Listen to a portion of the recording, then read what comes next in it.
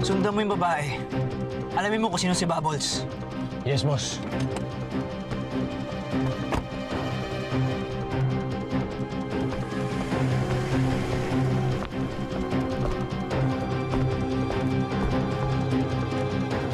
Bubbles!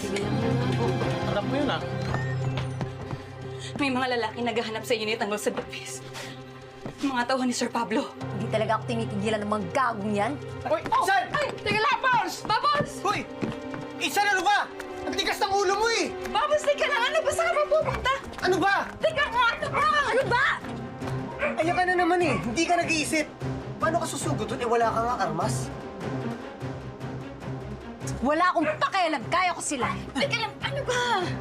Baka mamaya ikaw may mapahamak sa gagawin mo eh. Bumalik na tayo sa bahay, Bubbles. Oh, paano si Boss B? Paano kung may mangyayari sa kanya? Kaya na nila sarili nila.